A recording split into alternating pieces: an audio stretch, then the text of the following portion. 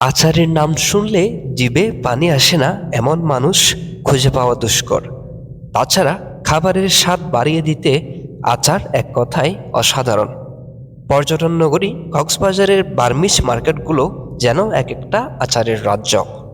সারি সারি আচারের দোকান যেন জানান দিচ্ছে এটাই আচারের রাজ্য। আম, তেঁতুল, আমলকি, আমড়া, বরই, কাঁচামরিচ, রসুন, জলপাই, চালতাসহ নানা রকমের মিক্সড আচার পাওয়া যায় দোকানগুলোতে প্রায় 200 আইটেমের আচার রয়েছে।